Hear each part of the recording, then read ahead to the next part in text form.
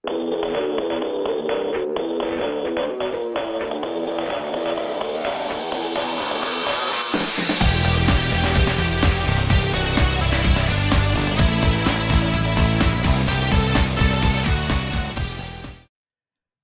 and welcome to another episode of Tech Interviews. On this week's show, we're picking up on a topic where we did a few shows last year around this, and shows that caught a lot of interest, drove quite a lot of conversation, and that's around networking. As you know, as the world has changed, as we've often said over the last 12 months, the importance of our networks and managing our networks and securing our networks and knowing how our networks operate is becoming increasingly important.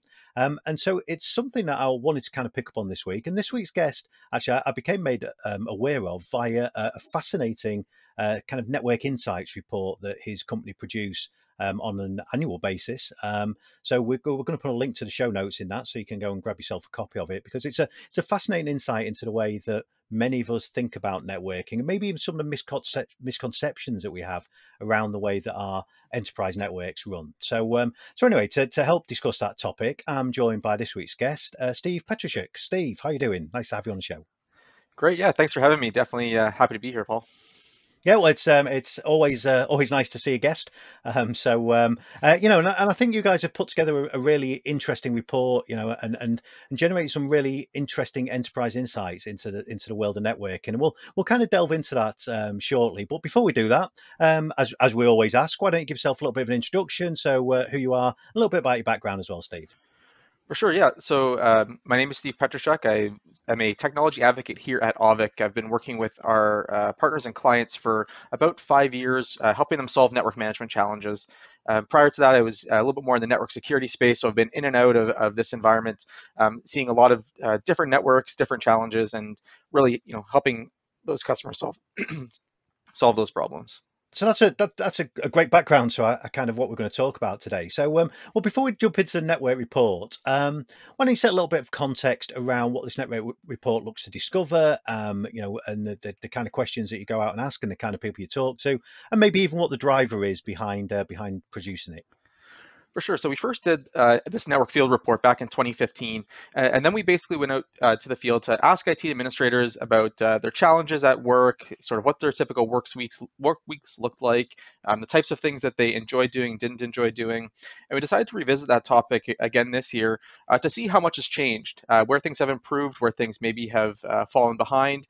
And try to understand if we are getting better at networking overall as an industry.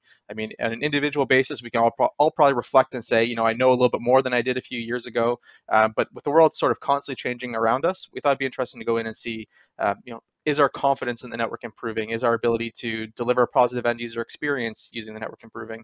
And so we used the report to shine some light on some of those items. So interestingly, what was the driver behind this? So why is this something that you find useful to be able to do? Is it that you feel that maybe this kind of stuff doesn't get enough coverage, or that there are misconceptions around how people see their networking? What was the why behind doing it? Yeah, so really, it was about understanding a little bit more about the network professional and the IT generalist to see how they sort of work together, how that sort of network education is improving. We hear a lot about security in the mainstream, and I always sort of say, the security starts with visibility and knowledge about what you're looking to protect and looking to secure. So we went back to say, do we have that knowledge? Do we have that confidence in the performance of our networks, which is, sort of one step before we get to the security discussion.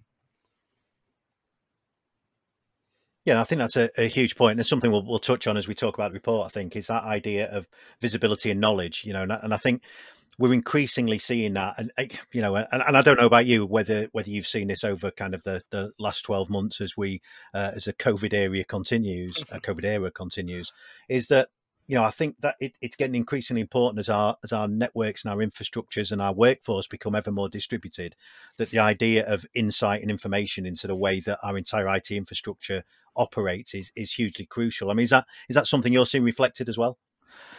One of the, I would say, more interesting points that we sort of uncovered in the article was how the types of tasks that network professionals are doing has changed. Primarily, I suspect due to the pandemic and the COVID era here.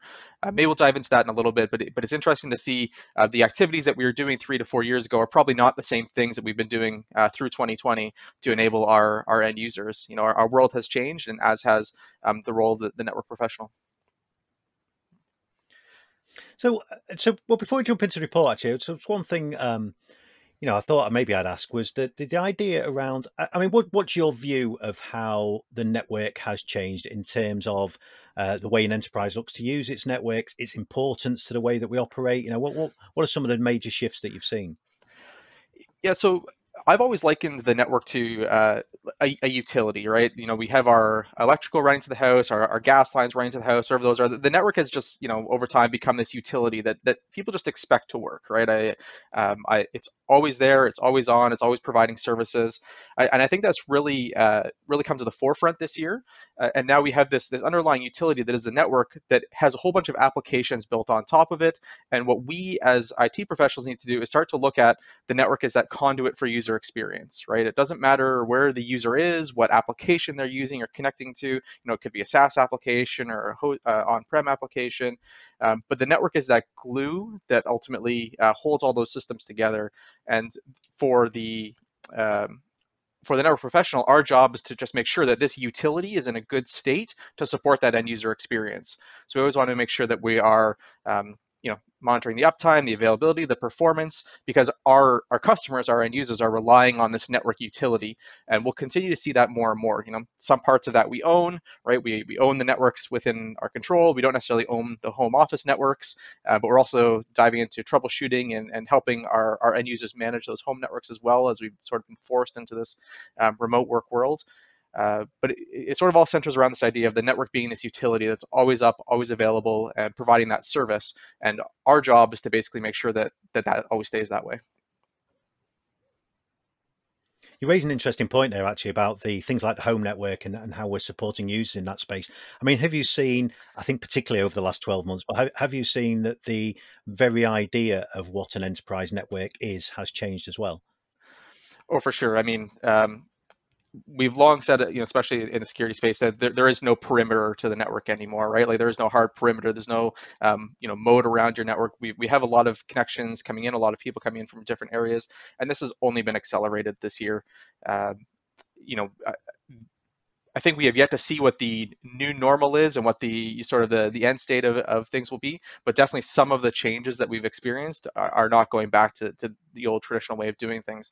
So yeah, I mean the network perimeter, the idea of what we as IT professionals are expected to be able to support and resolve for our clients, and for our end users has definitely changed. So yeah, for sure, there's a lot of changes that have occurred this year. Yeah, and I think that's something I want to come back to because I think the idea of because of those changes and there's something you talked about there that we don't necessarily understand what new normality is going to look like, what the future enterprise is going to look like. There's bits of me that thinks actually the normality for much of society will be kind of what it was pre-COVID, but I think there's a whole bunch of things that will change, particularly in the enterprise, I think, in the way we work. So I'll be interested to kind of come back on that and get some views of maybe how you see, not only how you see that changing, but the kind of things that organizations, enterprises will maybe want to consider adopting to make sure that they can have networks that support these kind of maybe some new working paradigms. But I want to kind of jump into some of the things on the report because it is a fascinating read. There's some really interesting takeaways, I think, that come from it. And one of the things that struck me initially was this idea of, you talk about network knowledge, Yep. and we've kind of touched on that a little bit in the introduction, but did you want to kind of dive a little bit into that and what you mean by network knowledge and what you found out? Yes. So what we're basically talking about with network knowledge is sort of an intimacy with the assets in the network that you're being expected to manage and monitor. I think we all have this idea that we know what we're expected to manage, we know what we're expected to protect, but there's always a little bit of blind spots in that. And what we basically mean by that are things that we sort of know are there. They are small risks. There's probably an easy fix to a lot of these blind spots. The old shoulder check, just look over your shoulder in the car to sort of see your blind spot. And what we've basically noticed is that there is a sort of gap in our knowledge of the network compared to our confidence in the network. So when we went through the report, we talked to a number of IT professionals, and about 86% of those professionals said that they had a high or very high confidence in their network. And what that basically means is they were confident that they knew what was out there, they knew how it was performing, they knew how to resolve issues, but they were confident in their network. And that was represented a significant change over 2015. So back in 2015, about 71% of the participants said that we were confident in the network. So that went up about 15 points, which is great. One of the challenges comes in, though, is that out of this list of participants, about a third said that they lack information about how their network is configured. So we now have this gap between 86% of people saying I'm very highly confident, yet a third are saying I don't know how it's connected and configured. So that's where we sort of have this misplaced confidence, right? We are confident, but we don't have any data to back up our confidence. I think that's a fantastic point. Certainly made me laugh. Yeah. The idea that our confidence is based on our ignorance, and many of us might think that's very true in life, let alone in terms of networking. Sure. And that's and I think it's something that we will come back to, because it's something that's a bit of a thread that I think runs through the report in terms of people almost a misplaced confidence, and maybe that's something we'll explore a little bit later on as and look at maybe some of the concerns and impacts of misplaced confidence. So but I think that's interesting, and we see that across a lot of in my day job. I think I see that in a lot of technology, that there is often a lack of understanding of kind of current infrastructure, and whether that provides misplaced confidence. It certainly has impacts on things like delivering projects. We're looking to get from A to B, and actually we don't really know where A is. So although we might know where B is, we've got no idea where we're starting from. And I think, Right. as we talked about earlier on, this kind of changing infrastructure world that we now live in, this lack of knowledge and understanding, you can only see is going to have large implications. I mean, is that how you see it? Yeah, absolutely. So it's if we put ourselves in the spot where we don't have information, don't have context, but our starting point, you're absolutely right that we sort of don't know how to evolve our network, our understanding. We don't know how to move the projects to the next step. We basically need to do a better job at understanding the current state of things to help continue to move things forward. So I'm not suggesting we should all be less confident in our networks, right? It's great that we are confident, but let's just make sure that we have the data, the resources, and everything to back up that confidence, so that when something does happen, we don't end up pie in the face, surprised by things. Yeah.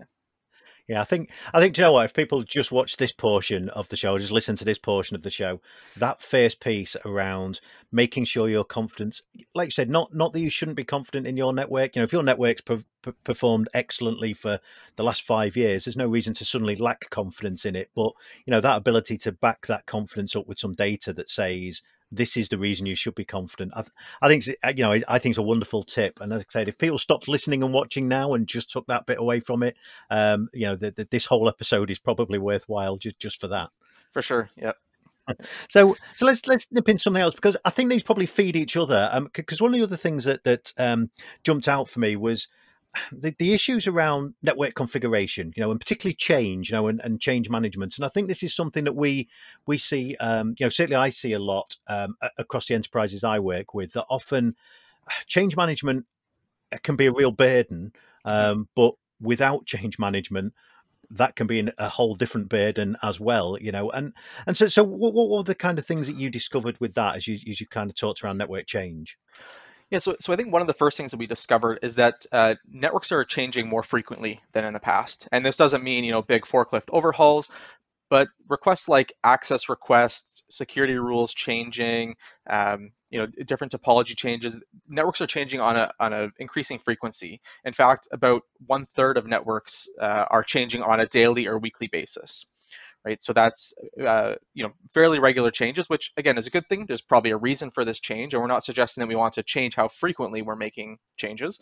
But when we dove into the data, what we actually found was that a majority of companies, over 56% of them, only backed up those network configurations monthly or less. So monthly, quarterly, annually, or possibly even never. So what we have now is this rate of change in the network increasing, yet we're not more frequently backing up those configurations. And so we end up with this gap between what our sort of backup is and what the current state of the environment is. And with that gap, there's some risk introduced there, right? If something was to happen to the network and we needed to revert to our backup, it's now out of date. I can see the number of times we've probably said, are you sure our backup is up to date? Is that a very manual process to go check that it's up to date? Is it a manual process to back it up? Anytime we introduce those sort of manual processes, that's when we introduce some of this risk, because it's easy to forget. It's also easy to define a policy that's a little bit more lax than what the changes are.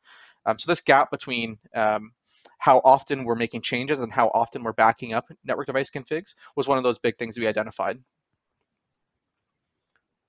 And do you think that the idea actually of backing up network configurations is that something that people have traditionally thought about? And obviously some changes in the way that we deliver networks, much more movement around software defined and automation, which is maybe driving some of that thinking. Mm-hmm. But do you think there is a problem in that people have never really considered network backup? And maybe as a supplement to that as well, not only network backup, but also the idea of kind of baselining the way that network runs so that they understand the configuration at any given time. Yeah, I think your comment about moving to more software-defined networking, maybe making configuration changes within, SaaS platforms or other systems. I've seen some IT professionals that again have a misplaced confidence in some of these systems where they expect, hey, because I'm using this application to make a change, it is backing it up automatically for me, and maybe there's a gap in knowledge on what's actually happening there. The gap between understanding what the current state of things is and that sort of baseline and making changes over time, um, you know, it's good to sort of track those changes, to understand what's changed over time, to make sure that we're following the proper change control process, getting the right approvals in place. But ultimately, I think what's pretty important here is both understanding we have a spot that we can get back to something working if an incident was to happen, so we have that backup. And as well, if someone says, you think about that, oh, it used to work yesterday, but it's broken now, and I want to start to answer that, what's changed? I want to have that visibility into what's changed. So having that change log to go along with it is definitely important. And you talked about the increasing rapidity, if that's even a word, rapid nature. Maybe I'll go with that. Sure. The increasing rapid nature of change. What are some of the things driving that? You kind of talked about SaaS solutions. I'm assuming public cloud has something to do with that, but potentially is it something you talked about earlier on? This kind of growth of workforce distribution, so more and more home networks, more and more internet connections we're dealing with. But I mean, what was your discovery? What's your takeaway of what's driving that rapid change? I think a big portion of it is a lot of security changes that come into place. So we talk about how often new vulnerabilities are identified, how often firmware updates are being released. And so I think one is that we're embracing these changes a little bit quicker, understanding that there is a need to move on these things with some speed. And so again, that's a good thing. When it comes to things like access requests, ultimately, I think the shadow IT sort of movement has a little bit of something to do with that, right? People finding new applications, finding new solutions to solve their problems, and just wanting it to work. So that's enforcing IT to sort of embrace some of that change and to make changes to their policies, to their allowed applications. And I don't think any of this is bad, right? Again, it's just it's what's happening around us, and we as the enablers of the business need to just embrace those changes and figure out how to make our lives easier in this current state. And I think that's a great point that you make actually there, that business is demanding that kind of rapid change. Agility is the phrase that the marketeers like to use, isn't it? But everybody likes a bit of agility. For But but I think that is key. I think businesses, and again, the last kind of 10, 12 months have shown us that businesses need to be able to respond to change. And have had to respond to change like no other, I guess, since kind of March last year, March 2020. But did you? And like you say, I think we need to, as IT pros inside of an enterprise, inside of an organization, we have to be the ones who embrace that because we're there to support a business and deliver its outcomes. And so, are you finding that that's changing the way that IT is starting to approach the network? And actually, maybe as a supplementary question to that as well, is the network almost the last thing people have thought about? One of the shows we did last year, we talked about some of this kind of idea of automation in terms of automation of storage, in terms of automation of applications and workflows. But actually, nobody's really thought about how do I make the network keep up? Is that something that you're seeing as a bit of a change, and is that something that the IT pro is starting to now look at increasingly and change the way that they work during their week, I guess. Yeah, so if we start to dive into that, I think that defining sort of that network as the utility that sort of is always up and always available, there's a lot of assumptions that are made as we go about planning other activities. So as we go to plan the rollout of new applications, as we go to plan new business enablement projects, we're assuming that that utility as the network is sort of still up and running and performing as expected. I don't know. I think a lot of it, we don't really think about the network until it becomes a problem, right? It's similar to a lot of things in IT. If it works, don't break it. And I think there are times that are, whether it's we forget to think about the network or we intentionally avoid thinking about the network. We don't necessarily make changes until we're forced to. So we look at capacity as an example. Are we doing effective capacity planning, and do we have the data to say, well, what's the forecast 6, 12, 18 months from now, and can we accurately state that, right? Do we know where all the other business requirements that are going to be coming down that are going to be using the network over that time? So I would say it's an iterative process, but as with most things in IT, we tend to not fix it unless it's broken, and obviously that is something that will need to change. Having said that, you mentioned the IT Pros Work Week, and that did actually lean into one of the interesting findings from the report, and that was sort of how the typical work week for an IT professional has evolved over the past few years. So if we dive into that a little bit, what we identified is back in 2015, a significant portion of the IT community was working 60, 70 plus hours a week. This time around in 2021, we found that the number of IT professionals working sort of the average work week, sort of that 30 to 50 hours, probably on average 40 right there in the middle, was a lot closer to what we would expect, where we have a lot of IT professionals that are working, I think it was something like 60 to 70% of IT professionals that were working that 30 to 50 hour work week. And I think this is in large part due to a shift to a proactive management. So although we talk a little bit about how we don't fix it till it's broken, I think we have started to take that lesson to heart, and that we have seen some of the reduced work weeks as a result of that. So there are some good news stories here. Yeah, and that proactive, because that's a really interesting finding, I think, because I think a lot of us would look at the poor stretched IT admin and IT pro and think actually we're more stretched, we're doing more work, we're being asked to do more with less all of the time. But it's interesting that your report doesn't necessarily support that, or certainly not within the context of networking. Right. And you talked about that because one of the things we talked about at the beginning was this kind of idea that people maybe didn't know as much about their network as they thought they did. But actually, that proactive piece that you're talking about, how are you seeing those two things tied together? Are what we're seeing though? So while not everybody knows as much about their network, a little bit of ignorance and is keeping them happy, are we seeing that actually there is a shift towards people?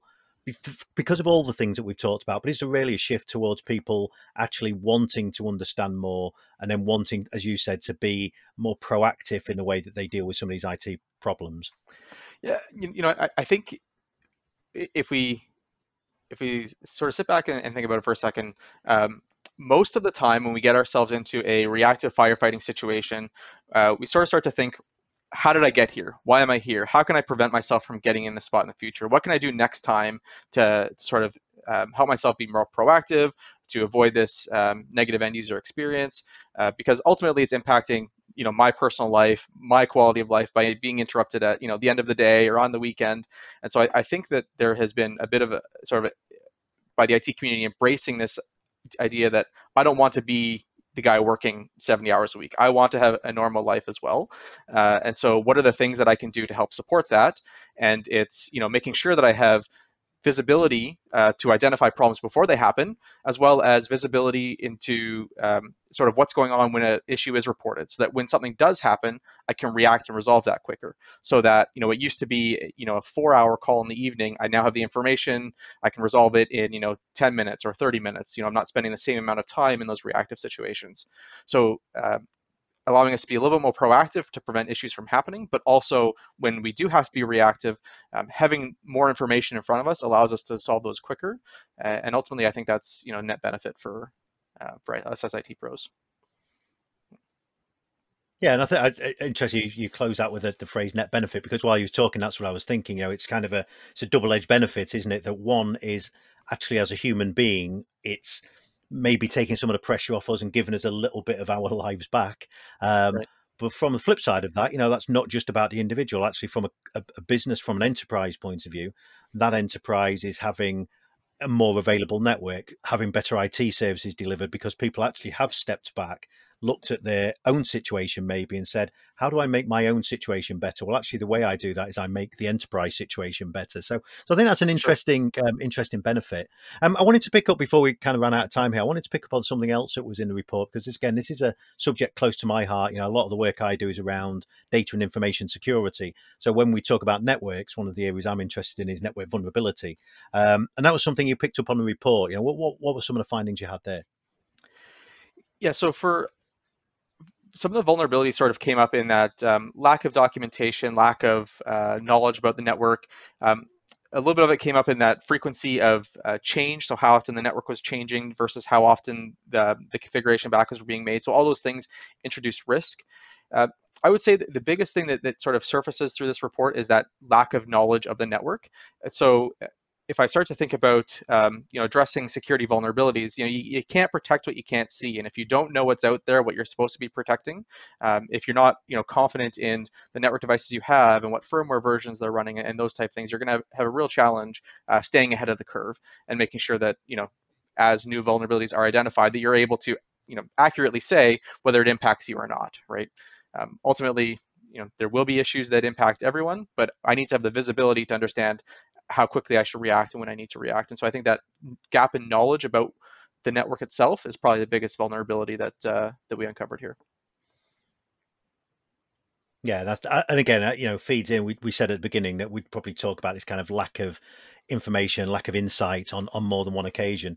And I think that's again, it's an interesting parallel to the conversations I have around information security, and actually the For lack of sure. knowledge in the way your data and information is being used is a huge vulnerability in itself. It's interesting to see that kind of reflected in networks, because I think that's probably true across most of the IT stack.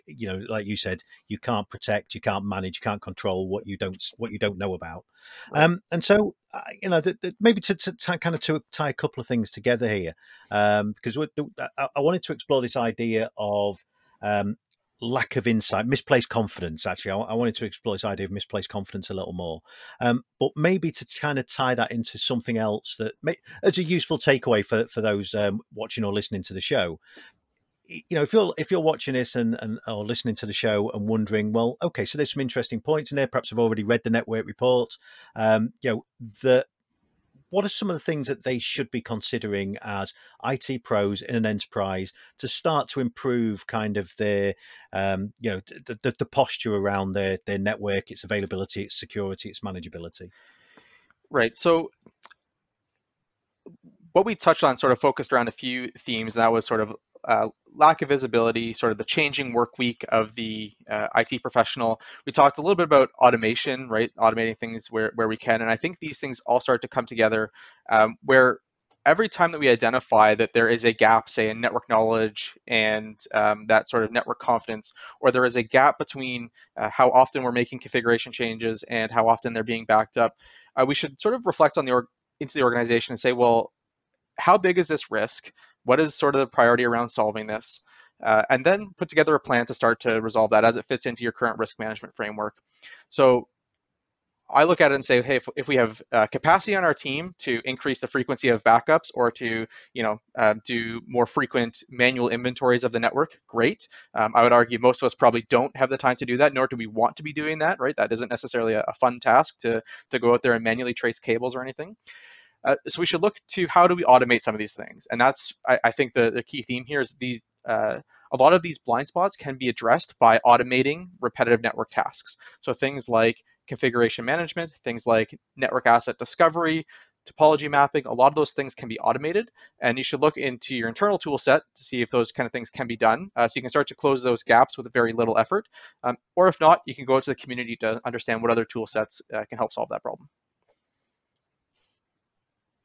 I think that's. I mean, I think automation's it's a real buzzword in the IT industry. I think, isn't it? We're all talking about automation, and why we should be looking to automate things. But actually, if you think about the conversation that we've had, we've talked about where are some of the problems: lack of insight, increased complexity, the need to respond quickly to business demands, business changes.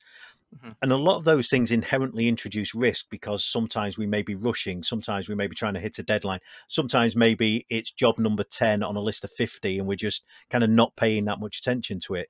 We're actually automating a lot of these things, takes away quite a lot of that human factor.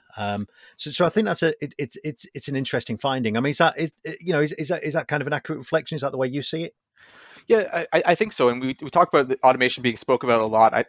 Automation can mean a lot of different things to a lot of different people, and we have this idea that automation is push a button and everything happens. It's not an overnight kind of change, right? We can make iterative changes to help close those gaps everywhere we see them. So here I'm talking about automating existing manual tasks you're doing, whereas we could talk about automation in some other areas where it's actually more a future change that's going to happen. Right here, we're going to introduce changes to the network. We're not talking about that kind of automation here. Here's just, it's something that you're already doing. Let's make your life easier. Let's reduce that risk. So it's an iterative process. There isn't one day where you're just going to turn automation on and everything is automated. So. What you mean? You can't just press a button and it just automates? Oh, that's so disappointing. The easy button. Because we all like an easy button. Yeah, exactly. We all want an easy button. Well, look, Steve, we're kind of running to the end of our time here, and very much appreciate that we've talked very generically about kind of the report and some of the findings you've had, and some of the tips that the organisation, some of the areas people might want to consider, and some of the tips they can take away. But I think it's only fair we talk a little bit about kind of Auvik and what you guys do. So, why don't you do just that? Yes. So here at Auvik, we're really focused on improving the tech's ability to sort of do their job efficiently and effectively, right? And so that's helping automate some of these manual tasks that we talked about. It's helping techs become more proactive, less reactive. And I mentioned it earlier, but when reactive things happen, because they always will, it's how do we help reduce that mean time to resolution, help you get the user back up and running, improve that customer experience, and get back to doing it, whatever it is that you want to do, whether that's what the normal work you were doing during the work week, or getting back to that family experience over the weekend. So we're helping our customers automate network topology maps, network discovery, configuration management, and performance monitoring to really help give them the visibility they need into the network to help reduce that confidence gap with that network knowledge gap. Well, Steve, let's as kind of wrap up here then. As I always like to do, how people can find out more about either can find out more detail from the network report if they've not seen it yet, how they can find out more about Auvik, and maybe if they wish to hunt you down in some way, is there a way they can do that as well? For sure. I'll drop I guess a couple links here. So auvik.com/networkfield21 for the network field report. And I believe that'll sort of appear in the show notes. If you want to connect with Auvik, we're on LinkedIn, Twitter, all those platforms. Just search for Auvik Networks. And as well, you can connect with me on LinkedIn as well.